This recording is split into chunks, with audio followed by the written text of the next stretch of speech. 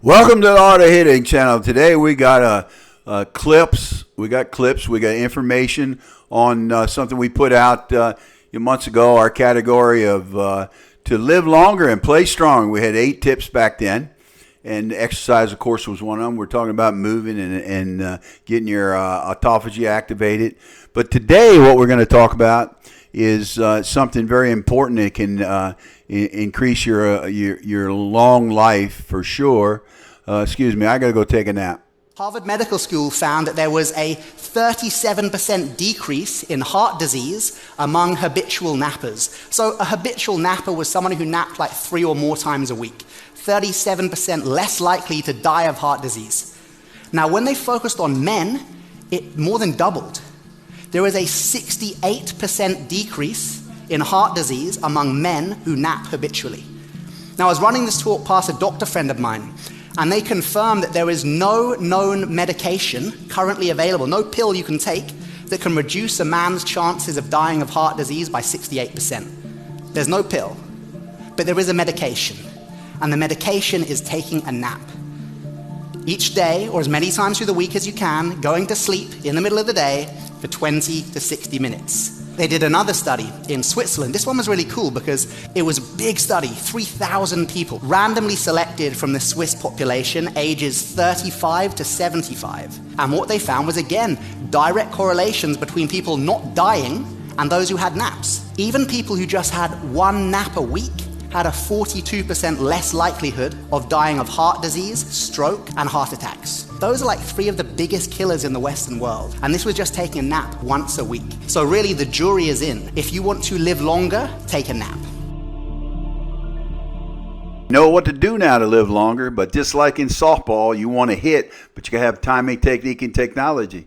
The technology is basically, hey guys, a nap will do it, but the timing and technique, well, that's what this guy's going to talk about next. For the right how amount you of time. actually get Is it napping done. good or bad for you? The truth is, if you're waking up more tired from your naps, that's because you're doing it wrong. So when you start to fall asleep, you enter stage 1, which usually lasts around 5 or 10 minutes. And if you're woken up out of this stage, it doesn't actually feel like you were asleep. But as you enter into stage 2, your brain actually starts inhibiting external processing, which means it blocks out stimuli that it deems as non-dangerous, so things like soft sounds or smells. And these 2 beginning stages of sleep have been shown to improve memory consolidation, productivity, creativity, and most importantly, leave you feeling less tired and more energized. But if you pass into stage 3 of sleep, which for most people is around the 30-minute mark, you start entering deep sleep. And while that's not a bad thing, being woken up out of this deep sleep can lead to sleep inertia. In other words, you feel more tired. At that point, you might as well wait for your sleep cycle to finish and bring you back into light sleep, which is around an hour and a half for most people. So yes, naps are great, but you'll only feel better if you take them for the right amount of time.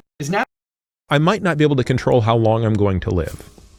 And I might not completely be able to control whether or not I succumb to Alzheimer's disease.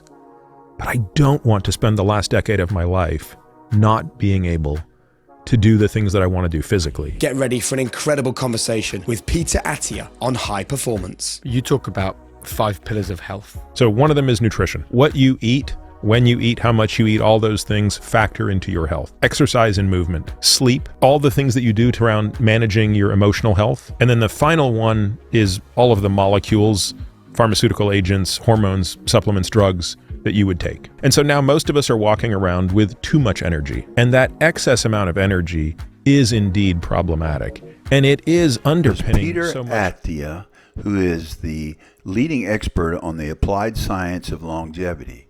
He has a good podcast out there and several videos out on YouTube.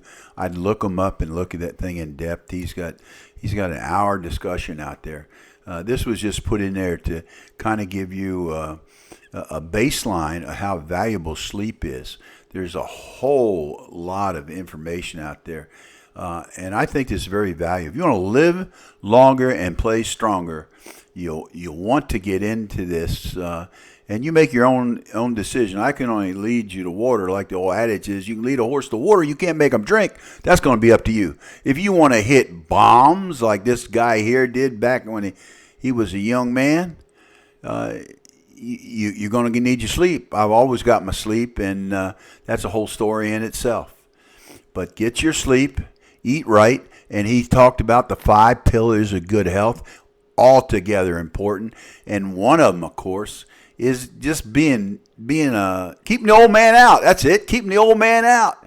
Yeah. Have fun, man. It's, especially you old guys up there in your 70s, man. Hey, it's the last time around. Hey, don't hit subscribe. No, hit subscribe. I can't even speak right at this operation. Hey, guys, come on.